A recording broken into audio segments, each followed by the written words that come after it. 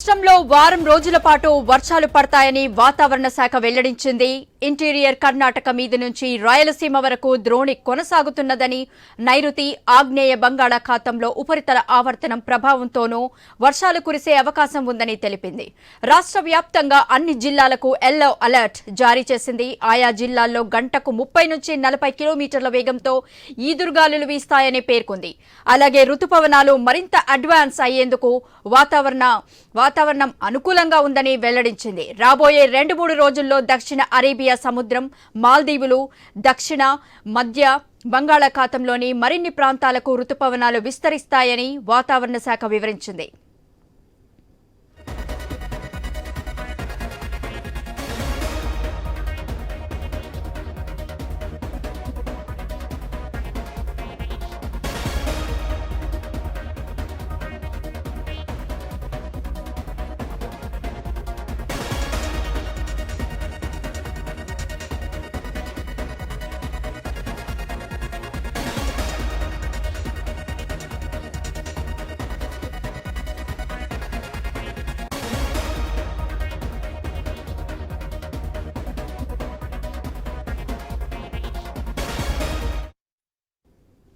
రాష్ట్రంలో ఉత్తర తెలంగాణ జిల్లాలో ఎండల తీవ్రత ఉండగా దక్షిణ తెలంగాణ జిల్లాలో మాత్రం వర్షాలు పడుతున్నాయి.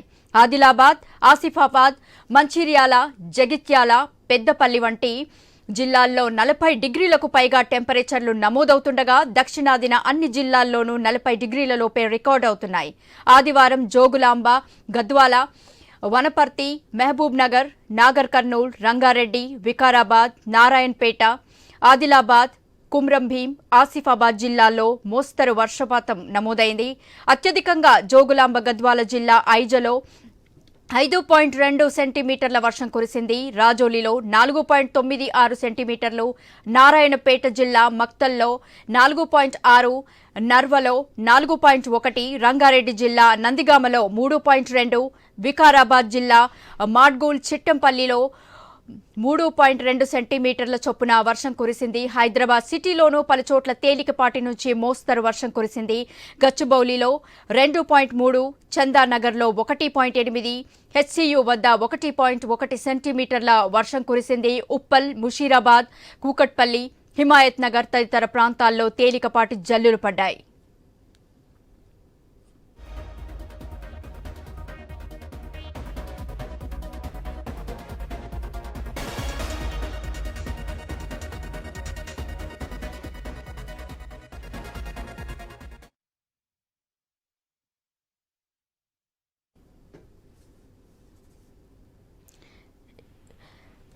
రాష్ట్రంలో వర్షాల ప్రభావం తీవ్రంగా ఉంది. తేలికపాటు జల్లులు కూడా కురుస్తున్నాయి. ఇక దీనిపై మరింత సమాచారం మా ప్రతినిధి లహరి ఫోన్ లైన్ లో అందిస్తారు. లహరి, చెప్పండి. ఎస్ గీత, ప్రస్తుతం అయితే వాతావరణం కూల్ గా కనిపిస్తుంది. వాతావరణ శాఖ అధికారులు చెప్పినట్టుగానే ఉపరితల ఆవర్తన ప్రభావంతో రానున్నటువంటి 2 రోజుల పాటు కూడా భారీ వర్షాలు నమోదవుతాయని ఇప్పటికే అంచనాలు వేస్తుంది. సో చూసుకోవచ్చు కూడా మనకు డిఫరెంట్ వెదర్ కూడా మనకు కనిపిస్తుంది.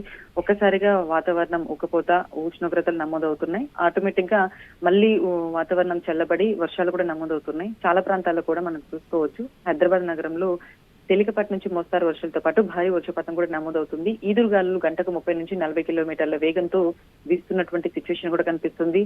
అలాగే ఋతుపవనాలు మరింత అడ్వాన్స్ అయ్యేందుకు కూడా ఇటు వాతావరణం అనుకూలంగా ఉందని వాతావరణ శాఖ అధికారులు కూడా చెప్తున్నటువంటి సిచ్యువేషన్. అయితే రానున్న 2-3 రోజుల్లో కూడా దక్షిణ అరేబియా సముద్రం, అలాగే మాల్దీవులు, దక్షిణ మధ్య బంగాళాఖాతంలోనే ఉన్నటువంటి మరికొన్ని ప్రాంతాలు కూడా ఈ ఋతుపవనాలు కూడా విస్తరిస్తాయని వాతావరణ శాఖ ఇప్పటికే తెలపడం జరిగింది. సో మనం చూసుకోవచ్చు వాతావరణ శాఖ అధికారుల వివరణ ప్రకారం అయితే ఉత్తర తెలంగాణ జిల్లాల్లో ఎండల తీవ్రత మనకు ఎక్కువగా కనిపిస్తుంది. దక్షిణ తెలంగాణ జిల్లాలో మాత్రం వర్షాలు పడుతున్నటువంటి సిచ్యువేషన్, అలాగే ఎక్కువగా మేజర్ గా మనం చూసుకున్నట్లయితే ఎండాకాలంలో నుంచి కూడా మనకు ఆదిలాబాద్, ఆసిఫాబాద్, మంచిర్యాల, జగిత్యాల, పెద్దపల్లి ఈ జిల్లాల్లో మాత్రం ఎక్కువగా 40 డిగ్రీల పైగానే మనం టెంపరేచర్లు అయితే చూస్తున్నాము. సో ప్రజెంట్ కూడా ఈ భిన్నమైనటువంటి వాతావరణ నేపథ్యంలో కూడా 40 డిగ్రీలు కూడా అక్కడ టెంపరేచర్లు ఉన్నాయి. అలాగే దక్షిణాది జిల్లాల్లో కూడా 40 డిగ్రీల లోపే రికార్డ్ అవుతున్నటువంటి సిచ్యువేషన్ ఎండలు. సో మెయిన్ గా నిన్న అయితే మనం చూసుకోవచ్చు చాలా ప్రాంతాలు ఇటు హైదరాబాద్ నగరంలో Gachibowli, Banjara hills, Jubilee hills, Ameerpet, ఇంకా పంజాగుట్ట, మూసాపేట్, కేపీహెచ్పీ ఇలా కొన్ని ప్రాంతాల్లో అయితే తేలికపాటి నుంచి మోస్తారు వర్షాలు అయితే నమోదయ్యాయి. అలాగే జిల్లాల వ్యాప్తంగా మనం చూసుకున్నట్లయితే జోగులాంబ, గద్వాల్, అలాగే వనపర్తి, మహబూబ్ నగర్, బీచ్పల్లి, నాగర్ కర్నూలు, రంగారెడ్డి, నారాయణపేట, వికారాబాద్, ఆదిలాబాద్, కొమరంభీం, ఆసిఫాబాద్ జిల్లాలో అయితే చాలా వరకు కూడా మోస్తారు వర్షపాతం నమోదైంది. ఆయా ప్రాంతాల్లో కూడా ట్రాఫిక్ జామ్ ఏర్పడింది. జిల్లాలో కాబట్టి కాస్త తక్కువగా ట్రాఫిక్ అనేది మనం చూస్తూ ఉంటాము. కానీ హైదరాబాద్ లో మాత్రం చిన్నపాటి వర్షపాతానికి రోడ్లన్నీ కూడా లోతట్టు ప్రాంతాలన్నీ కూడా జలమయం అయిపోతాయి. కాబట్టి చాలా వరకు కూడా ఆ జంక్షన్ల వైజ్ గా అయితే ఫుల్ ట్రాఫిక్ ఏర్పడింది. ఈ ట్రాఫిక్ ఏర్పడినప్పుడైతే పూర్తిగా ఇటు టీఆర్ఎఫ్ సిబ్బంది, జిహెచ్ఎంసీ సిబ్బంది, అలాగే చాలా వరకు కూడా ట్రాఫిక్ సిబ్బంది, పోలీసులు అందరూ కూడా అలర్ట్ అవ్వాల్సిన సిచ్యువేషన్ ఏర్పడుతుంది నగరంలో. కాబట్టి ఇప్పుడు ప్రస్తుతం అయితే కొంత మేర వర్షపాతం నమోదైనప్పటికీ కూడా మనకు ఎక్కువగా ఇప్పుడు రానున్న రోజుల్లో ఋతుపవనాలు అనేటివి మనకి ఎంటర్ అవుతాయి. కాబట్టి అప్పుడు ఇంకా వర్షాలు సమృద్ధిగా కురుస్తాయి. కాబట్టి అప్పటికి కావాల్సినటువంటి టీమ్స్ కూడా ముందుగానే రాష్ట్ర ప్రభుత్వం అన్ని ఏర్పాట్లు కూడా సిద్ధం చేసిందని చెప్పుకోవచ్చు. ఇటు జిహెచ్ఎంసీ లో ఉన్నటువంటి సిబ్బందితో పాటు డిఆర్ఎఫ్ సిబ్బంది అందరినీ కూడా అలర్ట్ చేసింది. ఎందుకంటే అధికారులు ఎప్పటికప్పుడు కూడా ప్రజలకు ప్రాణ నష్టం కానీ, ఆస్తి నష్టం కానీ జరగకుండా మాన్సూన్ టీమ్స్ కూడా ఎప్పటికప్పుడు అలర్ట్ చేస్తుంది. ఎందుకంటే మనకు నగరంలో 6 జోన్స్, 30 సర్కిల్లో కూడా 141 వాటర్ స్టాగింగ్ ప్లేసెస్ ఉంటాయి.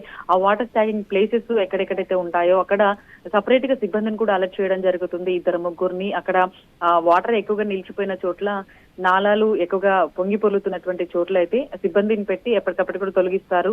సో అట్లాంటి ఈసారి కూడా ఋతుపవనాలు తొందరగా ఎంట్రీ ఇస్తారు. కాబట్టి మన రాష్ట్రానికి కేరళ కూడా 27వ తేదీకి ఎంట్రీ అవుతాయి. కాబట్టి మన రాష్ట్రానికి June first week or second week లో మనకు రాష్ట్ర వ్యాప్తంగా మన తెలంగాణలోకి కూడా నైరుతి ఋతుపవనాలు ఎంటర్ అవుతాయి. కాబట్టి అప్పుడు వాతావరణం కూడా పూర్తిగా చేంజెస్ అనేది మనకు కనిపిస్తుంది. వర్షాలు కూడా సమృద్ధిగా కురిసే అవకాశం ఉంటుంది. కాబట్టి టీమ్స్ ని కూడా అలర్ట్ చేస్తున్నటువంటి సిచ్యువేషన్. సో మొత్తం మీద అయితే పలు చోట్ల ఇప్పుడు ప్రెసెంట్ గా అయితే హైదరాబాద్ సిటీలో ఉన్నటువంటి కొన్ని చోట్లతో పాటు జిల్లాల వ్యాప్తంగా కూడా తేలికపాటి నుంచి మోస్తారు వర్షంతో పాటు ఈదురుగాలులు గంటకు 30 నుంచి 40 కిలోమీటర్ల వేగంతో పాటు అలాగే ఉరుములు మెరుపులతో కూడినటువంటి వర్షపాతం కూడా మనకు కనిపిస్తుంది.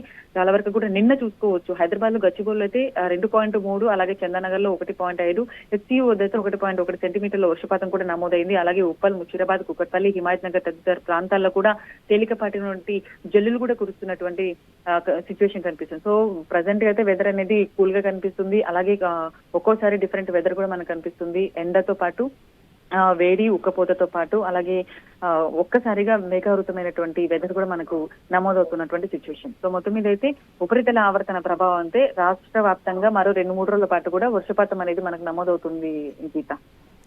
అయితే లహరి, మరి ఇప్పుడు మాత్రము వాతావరణం కూల్గా ఉంది, తేలికపాటి జల్లులు మాత్రమే పడుతున్నాయి. మరి ఎక్స్పెక్ట్ చేయలేము, ఫ్యూచర్ అనేది మనం ప్రిడిక్ట్ చేయలేము వానలు ముందు ముందు ఎలా పడతాయి అనేది.